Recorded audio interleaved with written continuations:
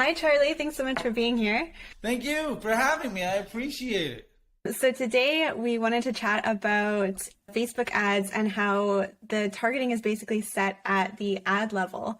But before we get into it, I wanted to ask a bit about your background in advertising and how you got started, because I know you've been in the field for a long time.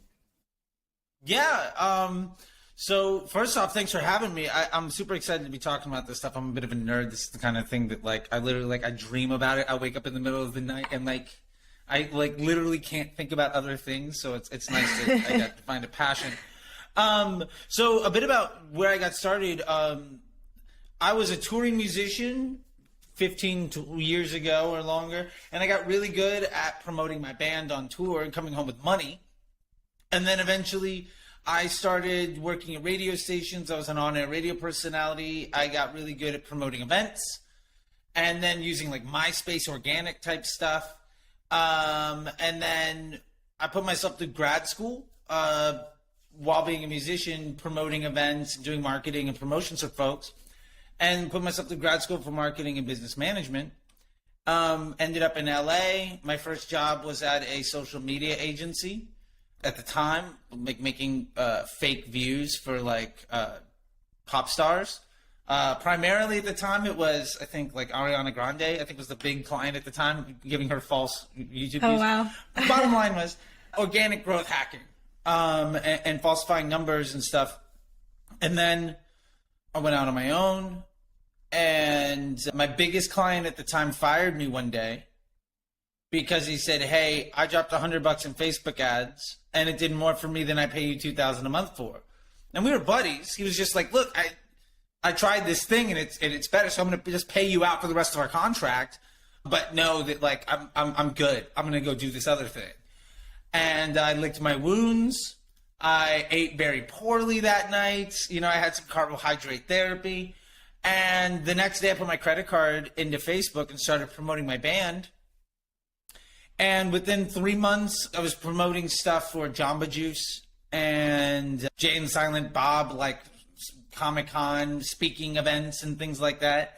And then within 9 months of that, I was a supervisor at Omnicom, managing $1 million daily budgets.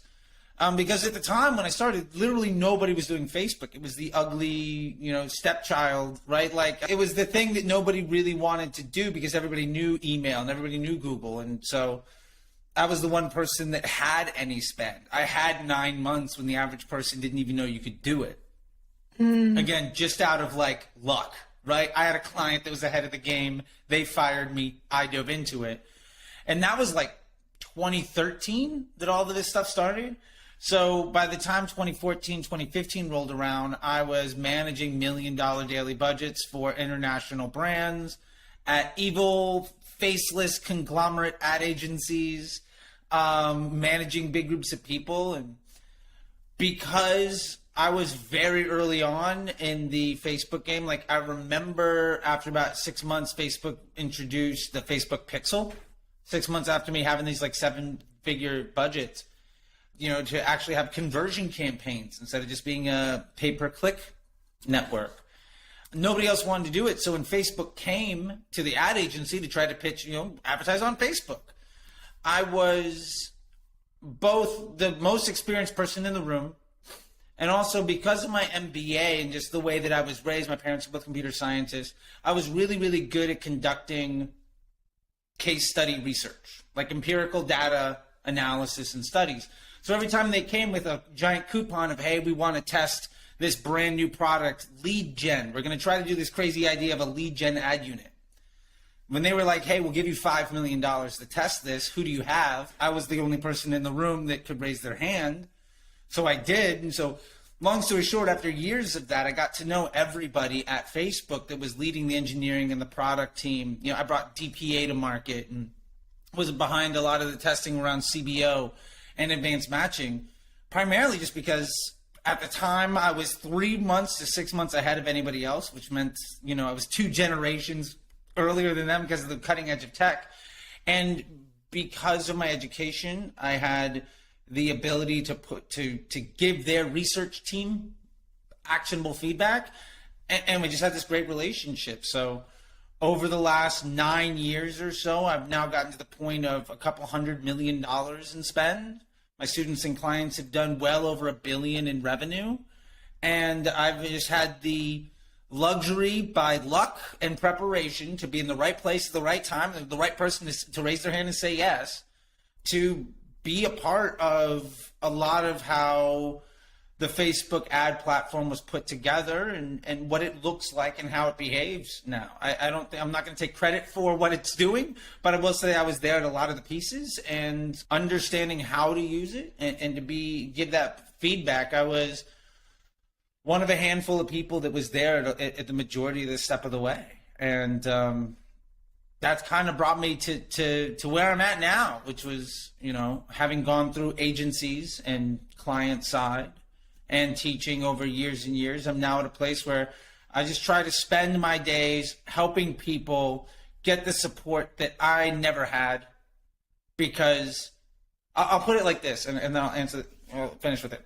At my job, when I was at that ad agency running $1 million a day, if I didn't know how to do something on Facebook, most people, when you don't know how to do something, you go to your boss. You say like, hey, look, I tried, I researched it, I did the best I can you help me out? My boss literally took out her headphone, told me to check my job description, put her headphone back in and went back to work. And that was the level of support that I got. And that stuck with me. And so to this day, I just really want to help people learn from the experience that I've had, because I think there's been a lot of folks that don't necessarily understand things, but are very magnanimous, and there's a lot of bad advice out there that's really popular. And that's one thing that drew me to you, was you were saying something that I find to make complete sense and I completely agree with, although is sometimes seen as wildly controversial because it doesn't necessarily agree with whatever is the, common du jour, strategy of the day. And that was really appealing, which drew me into you. Yeah, so this idea that kind of the creative is set at the ad level, why do you think it's so controversial for so many people? I think the primary reason, when we're talking about ads do the targeting, I think the primary reason comes from the lineage of ad tech. So when I started in ads, everybody who was an expert, everybody in managerial positions had gotten into that space because they came over from television, or they were really good at Google, a search, or programmatic, or they were really good at email, right? So inventory and demand-based platforms, they were really good at that. And so what happened is this ideology of not necessarily respecting the end customer experience, but trying to monetize the attention that you had being the primary focus. And we see that all of the time, even today. And the idea that I think people have a misconception around what an audience does and around how the platforms work. And primarily this comes from that idea of, well, these are the segment of my audience. I just need to hit them all at this spot. If I get my cost per click below a certain rate, or if I get my click-through rate above a certain number, if my conversion rate is this, then everything will work out. And what they miss out of all of that is that Facebook is a completely different animal, right? It's a revolutionary idea around respecting the end user's experience and what they call an optimized CPM environment. And Snapchat copied it. Pinterest copied it, Instagram copied it, Vine copied it, RIP to Vine, TikTok copied it, YouTube copied it. Our goal is we want people to come and to stay and to spend as much time as possible on the site. And basically what Facebook did is took what Yahoo and what these old portals had done at the end of the 90s of keeping people on the site as much as possible. They took that into a social feed where MySpace kind of fell short. And I think that ultimately the majority of folks that run ads or do marketing, they don't come from that. They don't come from organic social being their foundation and looking at ads as an amplification of organic. They might have any number of a dozen other pathways. And it's no slight against them. Like, everybody finds their way one way or another. But I think that's the biggest gap and the biggest piece, because almost every time when I talk to people, they have a strategy, this or that. I can reference it back to, oh, you learned that from Ezra Firestone. Great, smart guy, really successful, not a Facebook marketer, right? Or they learned that from Depeche. Smart guy, really successful, not a Facebook marketer. Or from Ty Lopez or Tim Bird or you know, Kat Howell or you know, any of these, Savannah Sanchez, who's more of an organic person, but still not a Facebook marketer, not a paid media marketer first. And I think that because they look at information as colored by that knowledge, they're always looking through the information they receive through the lens. You know, whether the woman or the man that they've learned from, very rarely are those people organic social into paid social in that aspect. So I don't know if you were organic first, but you totally got the right idea, which was drew me to you on the ads to the targeting piece, because ultimately the entire system is just built around the end user experience, and if you can monetize that, great.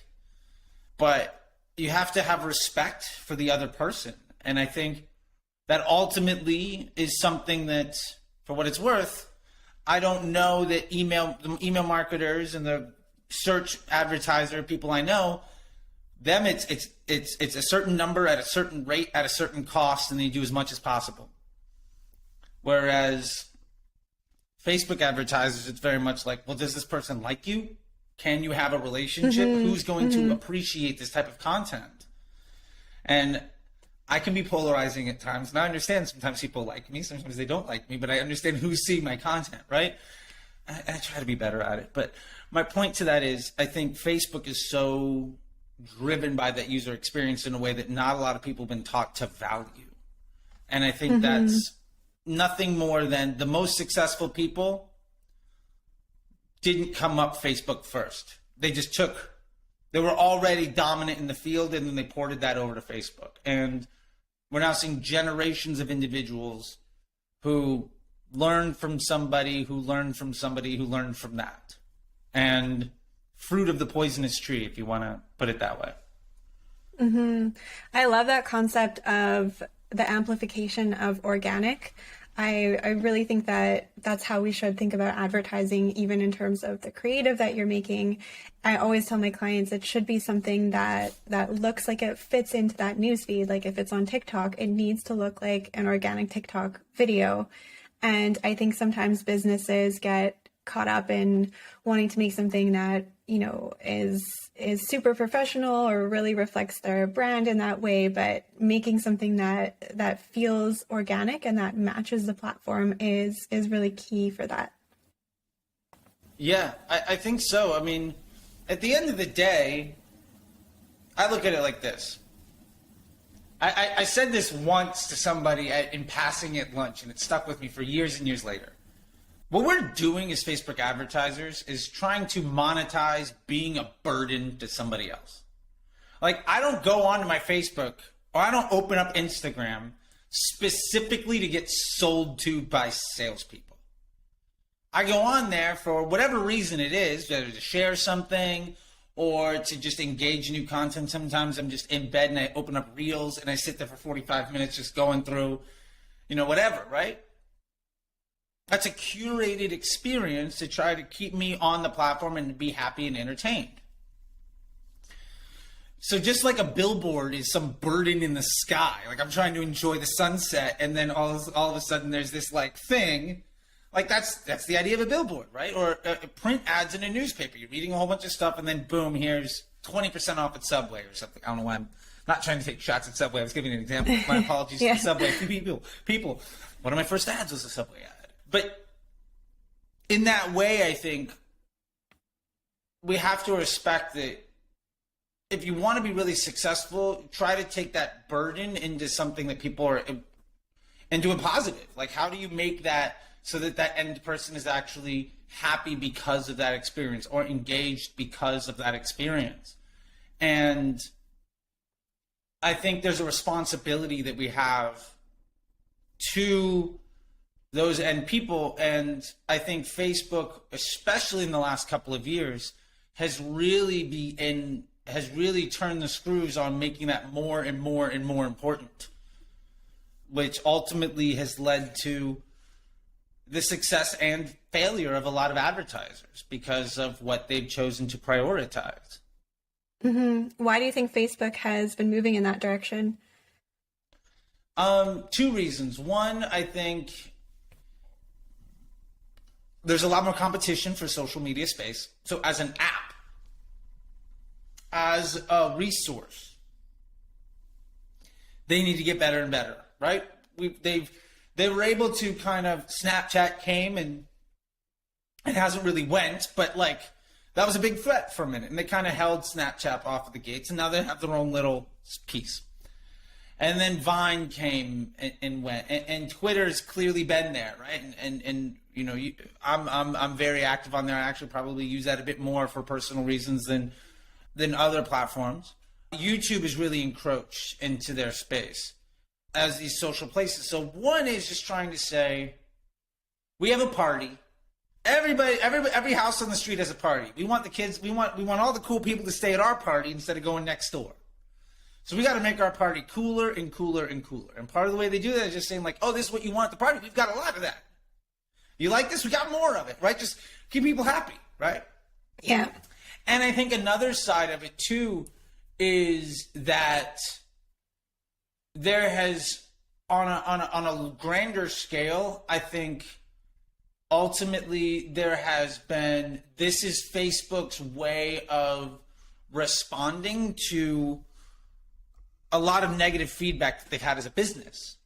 You know, you go back to Cambridge Analytica type scandals and all of these other things. And one of the ways that Facebook can, ultimately one of the ways that you can remain in somebody's life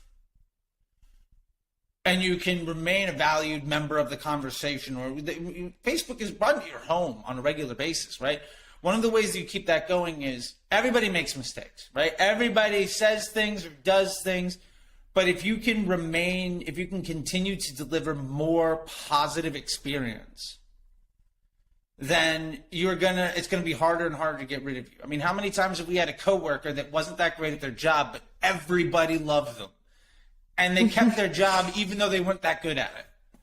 Versus other people that were amazing at their job but didn't get along with anybody. That interpersonal relationship, I think, is really key. And so part of this is, if you opened Facebook and it was literally a non-curated, completely chronological feed of every page that you had followed and every friend that you had, it would be such a mess and you would hate it and you'd be less and less involved.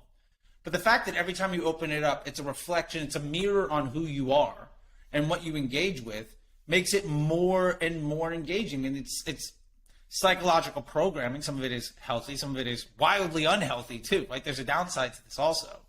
Yeah, for sure. Echo chambers and all of that. Yeah. But I think that's part of their big piece is the better the user experience, the more likely you are to stay on there longer, right? And it's, you know, it's just like any other business. Like if I go to a restaurant and every time I go, the food is always good, I'm going to continue going back. I live in LA. I go to El Compadre. Anytime I want Mexican food, that is the spot du jour I'm going to. When friends come and visit, we're going to El Compadre. We're getting the flaming margarita. I'm getting a quesadilla. Like, I know what I'm getting. It's great. And so it's sort of just become that turnkey, like, I'm going to go here for a dopamine hit. I'm going to go here for, you know, whatever it is. And I think that they have solved that problem better than anybody else has before them in this space in a way that we hadn't really seen since the late 90s with the portals. I think Yahoo was the best at just being, you went to this one website and it was your entry point to or what America Online was in the, you know, in 97, right? Where you go to one place, you never even had to go out on the real internet because there was chat rooms, there was games, there was whatever you wanted. And I think Facebook is doing the best they can to kind of recreate that experience.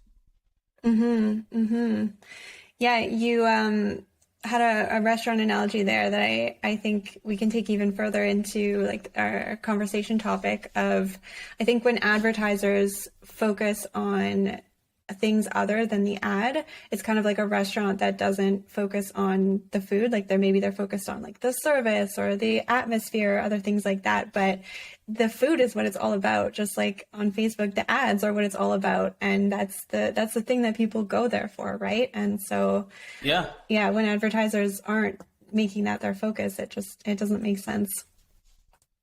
Yeah, and I mean, you see this all the time. Just like your point about the restaurant, like, you know, I think ultimately, if you want people to come back, you have to give them a reason to, and if you want other folks to enjoy it that are new, you have to give them a reason to. And just like Facebook, just like your brand, if you're an advertiser, you know, everybody very, very, very few products are so innovative or so differentiated that they're brand new. So, for instance, Liquid Death. I'm drinking some Liquid Death. Shout out to my friends at Liquid Death. It's sparkling water.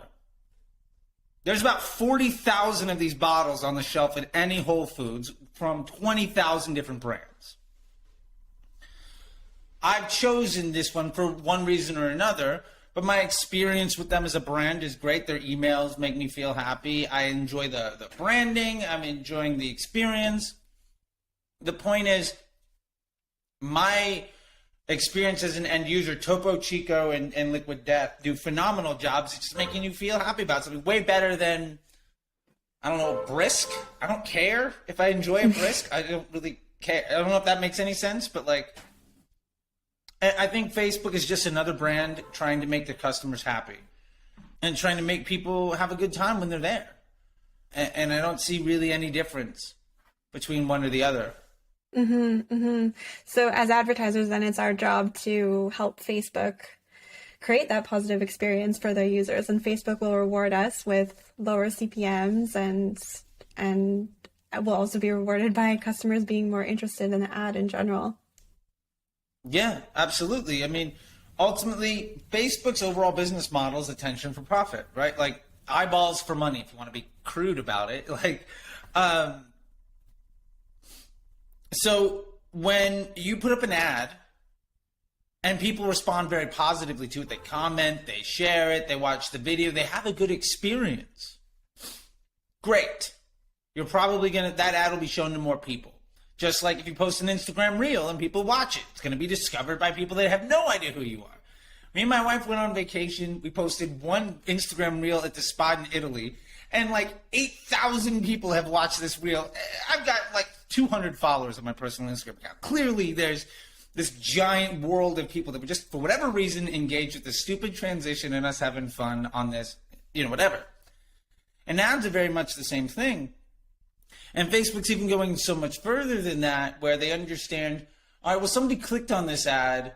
How much time did they spend on your site? How many pages did they go to? Did they come back to Facebook afterwards? When they bought, did they have a good user experience? You know, Facebook polls customers after you click on a Facebook ad, you'll see, you know, polling.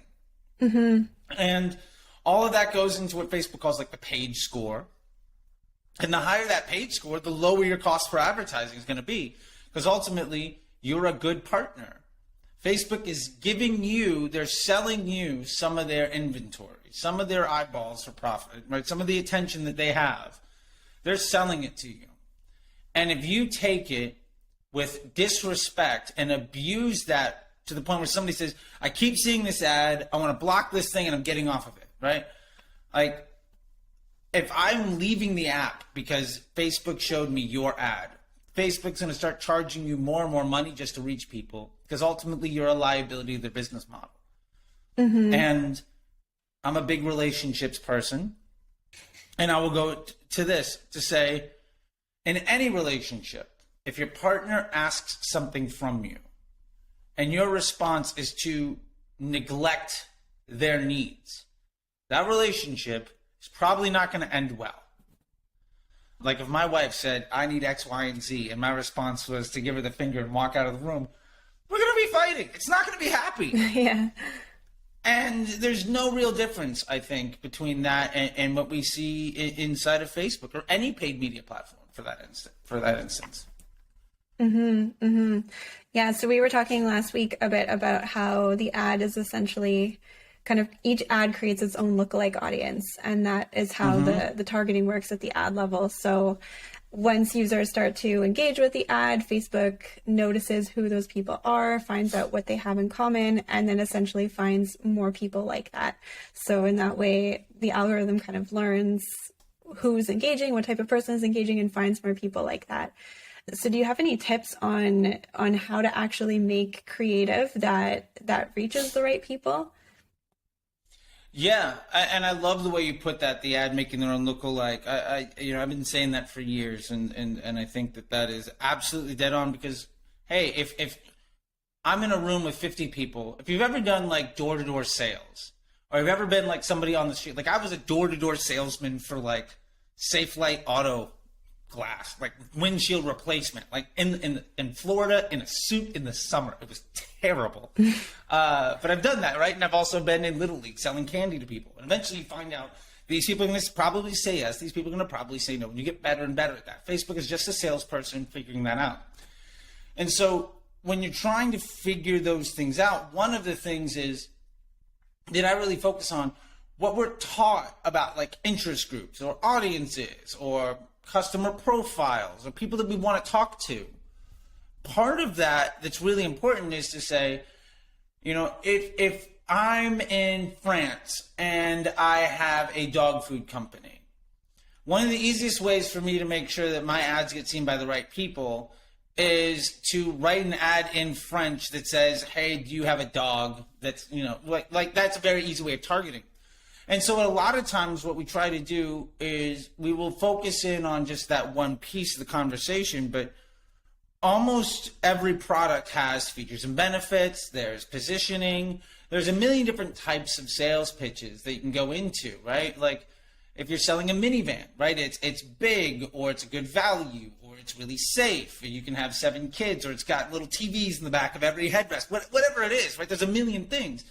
So I'll use this analogy. If you're trying to sell vegetables, right? If you're trying to sell me on broccoli, mind you, I'm not a big fan of broccoli. I'm more of a Brussels sprouts guy, so I'll use that as my example here. You might say, hey, look, we've got the lowest price broccoli. I don't care. Now, somebody else that's a big broccoli fan might be like, oh, you got the lowest cost. Great, thank you. I'm going to buy from you. Or you might say, oh, I've got the freshest. And somebody else is not very price conscious, but because you said you had the freshest broccoli, like it was off the farm yesterday, it's direct to you. That might be what appeals to them. You might have folks that have no interest in reading, long copy on Facebook. They don't look at the pictures. They just want to go through videos, and they just want to watch. It's a video delivery device, right?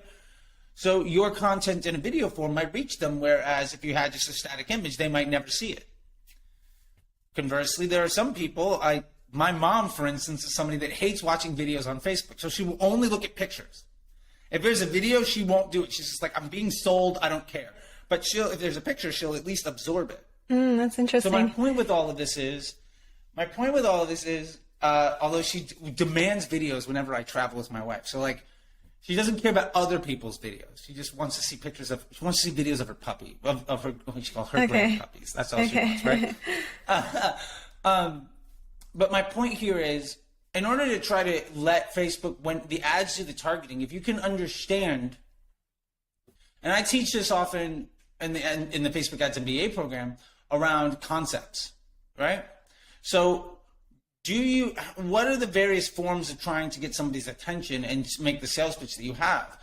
One of the biggest things that I see people say is, well, I have an ad, I'm just going to make 5 ads more that are exactly like it, and I'm going to be able to scale my business. And my argument is, you've got it's the safest minivan on the market sales pitch. Now you can say that 12 different ways, but if it's 35 grand and a family has 30, they're never going to buy.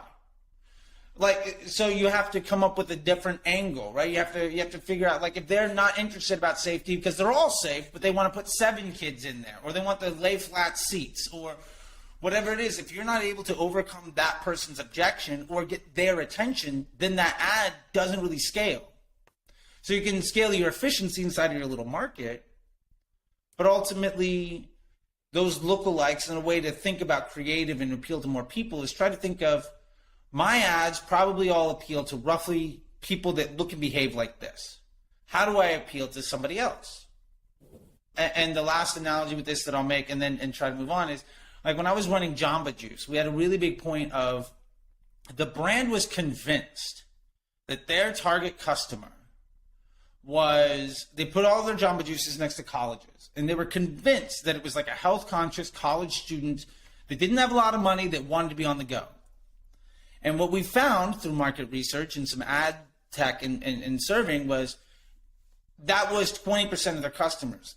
70% of them were parents, primarily moms, that like had kids and they wanted to just feed them something healthy on the go, but they had like 3 kids. So it's just, yeah, it worked in college towns, but it's primarily lower income neighborhoods around colleges with one parent, a dad or a mom, with like 4 kids in the minivan screaming back home from, soccer practice or something like that. Like, okay, we'll stop at the Jamba Juice. I'm going to give them something healthy and we're good to go. But the point is, once they started to appeal to those types of customers, they were able to massively expand their business. And so the point here is to understand who are you currently appealing to and how do you sell to somebody completely different. And sometimes that's video versus images, or men versus women, or price versus features and benefits, or UGC content versus something else. And then ultimately, the last point to this that I'll make is that because we try to work on a consolidated campaign structure, we might have 4 or 5 of these different ads. And ultimately, if some user happens to be in the, I'm price conscious, I also want a minivan that has 7 people, and I want it to be super safe, you might see 3 or 4 different ads. And some combination of those different sales pitches put together is going to get you to want to buy that car. And when somebody says, oh, this is all I need is the best ad and I'll scale my business, they're completely missing what we're talking about here.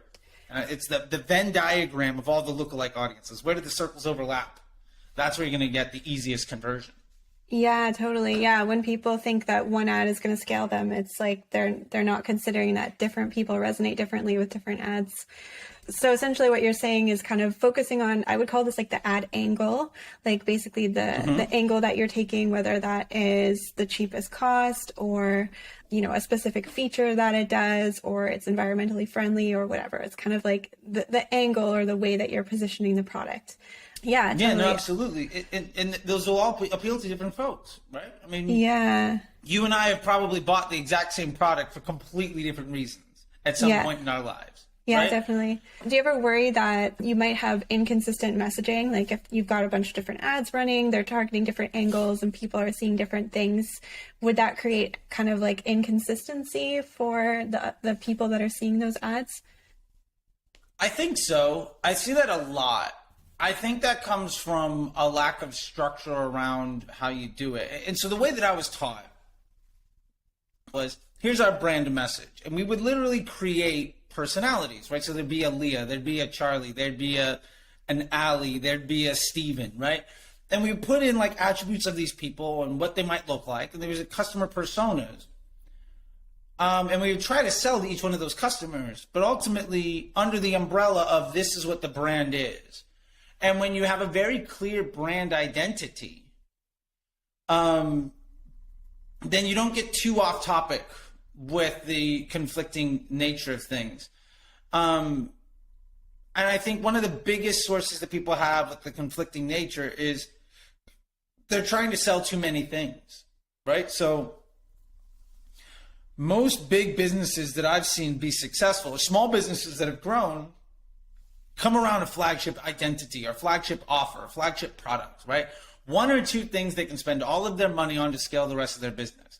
And everything makes sense because the people coming in are you're solving this one problem and then you're expanding on it. When you try to solve a bunch of them, it becomes really, really easy to have a conflicting nature, right? I mean, one of my brands that I'm a part owner in is a women's clothing brand, like a shapewear brand. And one of our biggest competitors at one point is trying to be appeal on a very aesthetic nature, and at the other point trying to appeal on a very like shapely thing. So they have this big conflict of some of their models have what I would consider wildly unrealistic body types. And then other models are the every person, but there's a big miscongruency in that messaging. And so half the time, you know, I did some test buys with them. And if you buy the shapewear, then you see you also see messaging for like, you know, these supermodel body types. It's like, there's no way I'm ever going to buy any of this stuff.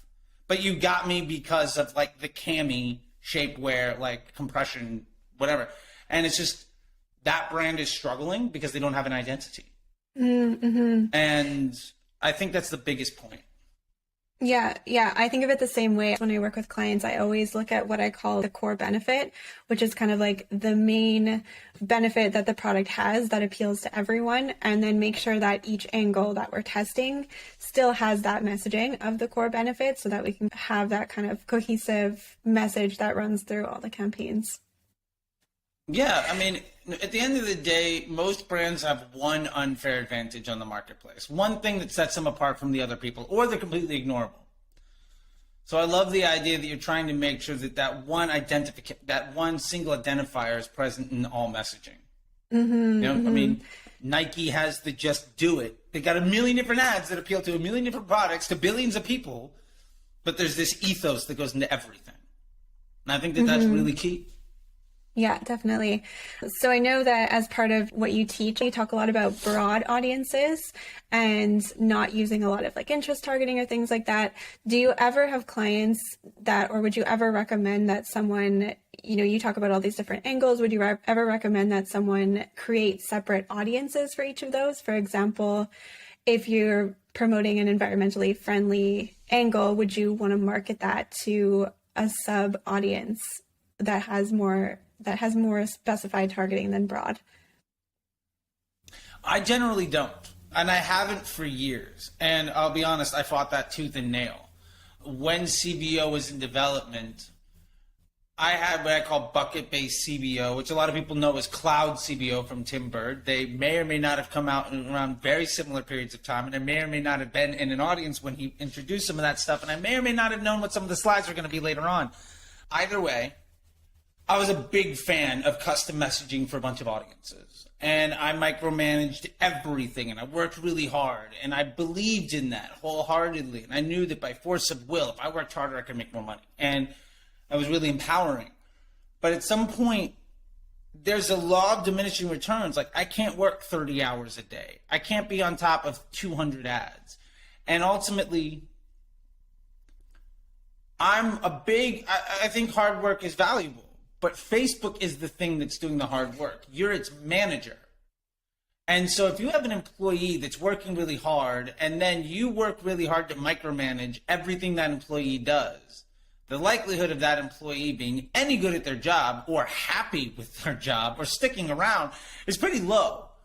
And so my point to that is ultimately, I don't think most brands are in a spot where they have the luxury of trying to itemize out every bit of messaging that they have. Most brands wish they could spend more. And what that means is that you're probably not taking advantage of the opportunity that you have right in front of you. Very few people have saturated the entire audience of, like, my wife owns a Pilates studio. So has any brand reached every Pilates student in the United States? The answer is probably no. And there's a lot of saturation, but my point to all of that is, if you're trying to change your messaging for the individual person, it becomes your responsibility at that point to then figure out what test is worthwhile improving. Like, is this ad working better because it caught a good audience, or is it because it's the third round of testing? Does that deserve more investment than something else? Is that ad set doing better because it's had more spend because it's been live longer? Or is it doing better because that ad is better? Because there's all these questions that ultimately the answer is you have no way of knowing. And instead of trying to go down solving all of these effectively impossible to solve questions, if you focus on the way I do testing is I will test by concept. And I will very much try to have every test is solving a business problem. Do I want to get more efficient at my lowest cost? Or do I want to, going back to the minivan example, do I want to get more and more efficient at saying our minivan is cheaper than everybody? Or do I want to get more efficient at saying our minivan has lay flat seats and great features and benefits? Or do I want to say I've got those two things down, and what I really want to do is scale the people that I appeal to. So I'm now going to have messaging saying, hey, we're also the safest. And that will, at the same time, bring in new eyeballs, because some people don't care about price or don't care about the lay flat. They just want the safest minivan. And also, it will help the other two sales pitches by giving another validated angle and an option for an impression of an ad, because ultimately, a Facebook user might see a dozen ads from somebody before they ever even click. And so they might see different ads from different ad sets. And my biggest focus is every ad set is a bifurcation of data. So the more data you can have in one place, the smarter that thing is. The more experienced your salesperson is, the better she's going to be at making a sale. So my focus is, let me give her the best possible sales pitches, and I'm going to test to say whether or not, let's say she's a telemarketer, do I want to give her a new script that's better at closing this customer, or do I want to give her a new script that's good at closing a customer that she might not be talking to yet? And every test is either getting more efficient or appealing to new people. And then I'll just let my salesperson do their job. And when I've taken that approach, every time I've taken that approach, even though I fought it tooth and nail, I did better than me trying to micromanage my employees, which took me about 6 months of eating humble pie and about $10 million of Facebook ad spend to finally just throw my hands up and be like, all right, I've got to relearn everything. Yeah. It's so appealing, this idea. It was fun. Okay. Yeah, it's so appealing, this idea that we can, have that much control over things and really optimize. And I think advertisers get excited about that. And it is fun to think about different messages for different audiences, but I agree with you that it's just micromanaging, and you're not allowing the algorithm to really do what it does best. Yeah, and the other point to that I'll say to people, and I just did a thread on this yesterday, today. I just did a thread on Twitter about this. Either way, it was about, is that worth your time? Mm-hmm. Right? So incremental lift in your business is what's important. So a lot of people focus on trying to make their Facebook ad as good as possible. My question is, if you're worrying about audiences and worrying about ads and trying to hack all of this stuff, is that more or less important than figuring out how to make sure that you understand the relationship of, if I spend more money on Facebook, does that lift my Amazon, my Google, my email, my revenue that I see everywhere else?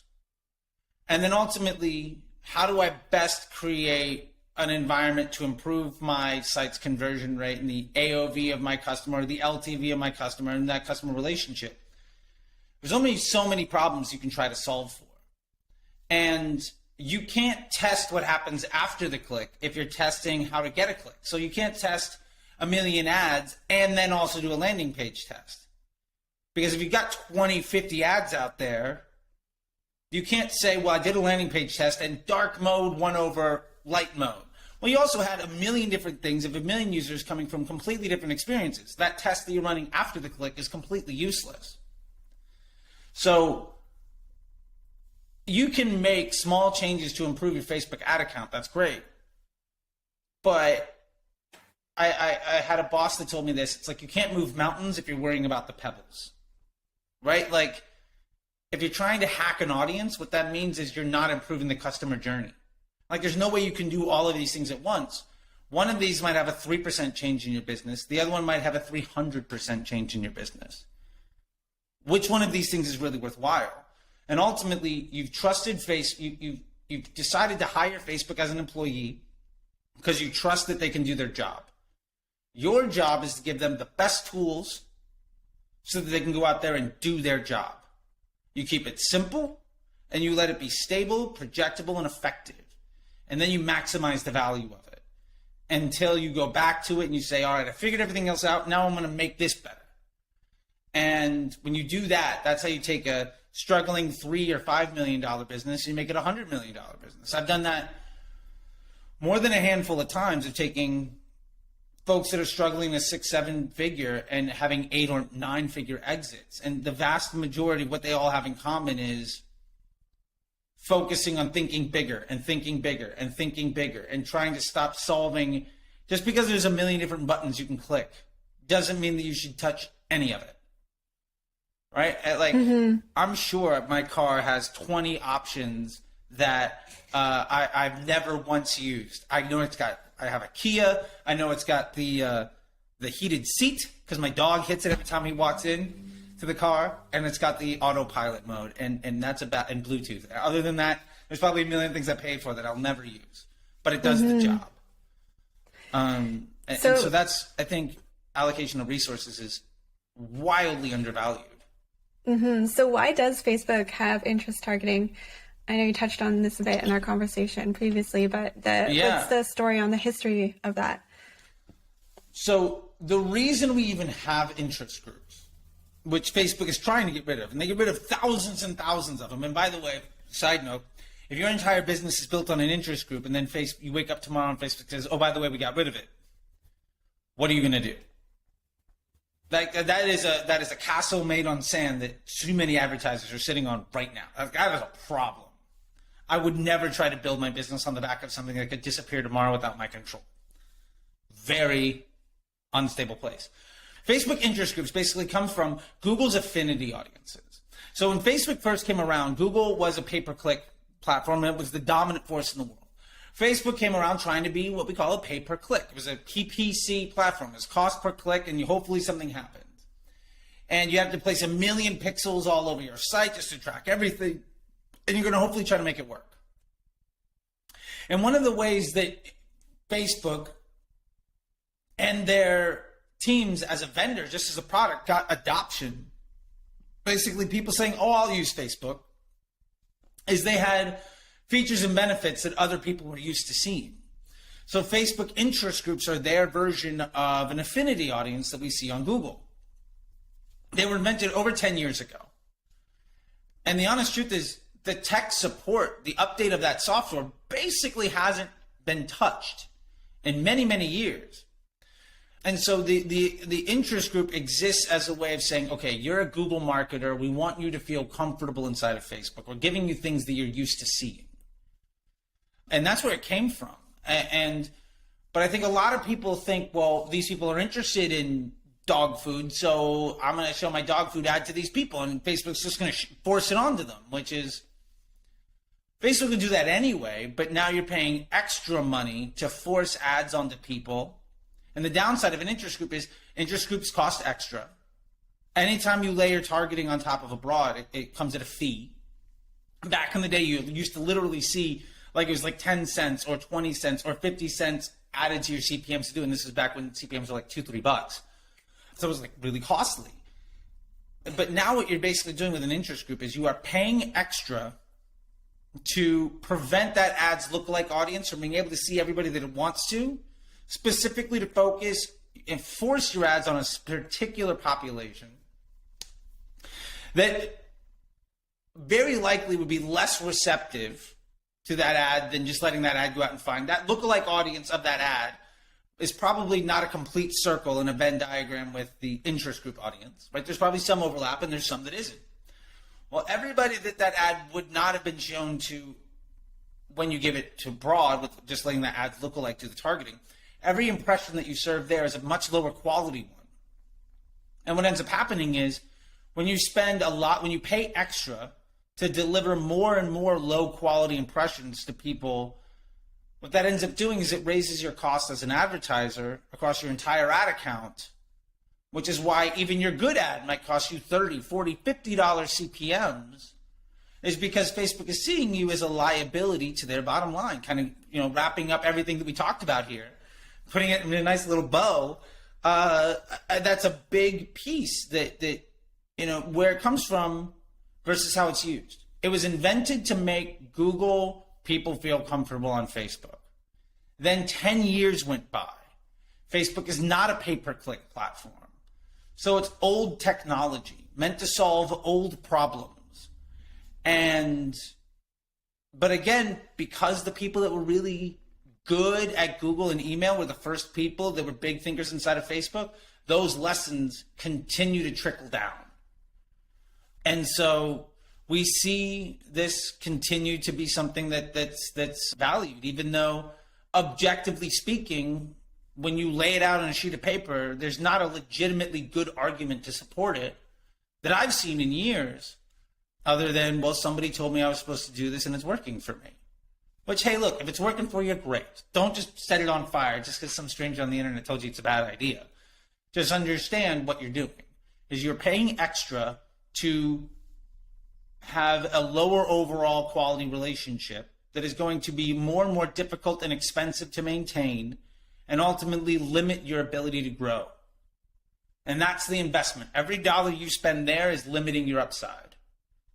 And if you go into it knowing that, hey, look, those are decisions you get to make. But I want people to know that that's what they're doing.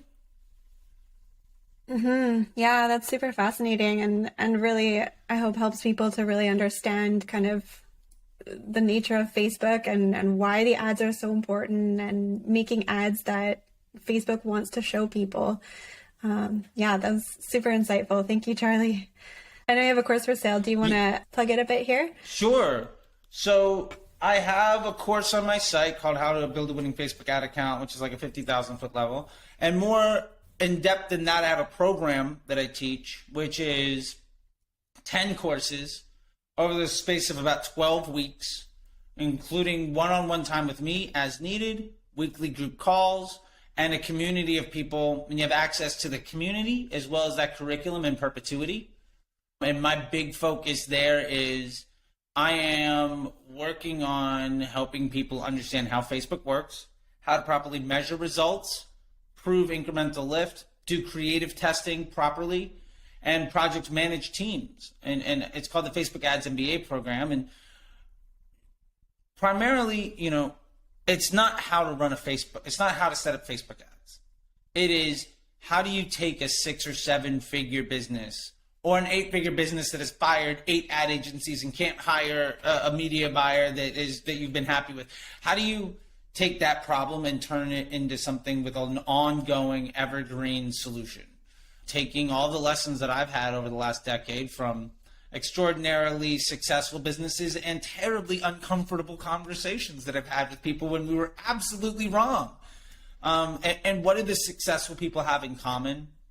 System and process. And then what do the unsuccessful people have in common? And why does the stuff that works work?